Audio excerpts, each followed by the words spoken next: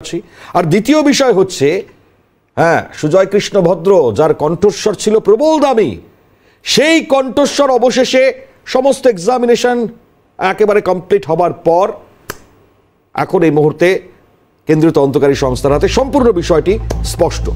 এবং এই সুজয় কৃষ্ণ ভদ্রের সূত্র ধরে লিপস অ্যান্ড বাউন্স এবং অভিষেক বন্দ্যোপাধ্যায় আজকে দাঁড়িয়ে যেখানে কাঠখড় পোড়াতে হয়েছে এত এই কাকুর কণ্ঠস্বর, তার নমুনা পরীক্ষার, তার সংগ্রহ করা নিয়ে, কিন্তু অভিষেকের এই সম্পত্তি অ্যাটাচমেন্ট নিয়ে এতটাও হয়তো বলবো যে কাঠখড় কেন, খবরই বাইরে বেরোয়নি। ভাবুন তো, তাহলে পরে বোঝা যাচ্ছে পরিস্থিতিটা কোন জায়গায়। আমরা একটুখানি এই কাকুর কণ্ঠস্বরের একটু পরিস্থিতিগুলো একটুখানি দেখাবার চেষ্টা করবো আপনাদেরকে, কারণ যেগুলো নির্দিষ্টভাবে সামনে এসছে। আমরা কয়েকটা বিষয় একটু স্পষ্ট করি।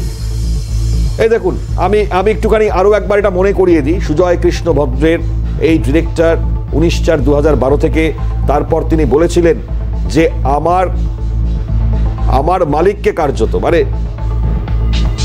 তার যে মন্তব্য ছিল, আমার সাহেব, তাকে কারোর ক্ষমতা নেই ধরার। তো যাই হোক, ছোঁয়ার বা ধরার ক্ষমতা আছে কি নেই সেটা আগামী সময় আরো স্পষ্ট হবে। এখন এই মুহূর্তে দেখুন অভিষেক বন্দ্যোপাধ্যায় তিনি পরবর্তীতে স্পষ্ট করেছেন এটা তারই নাম।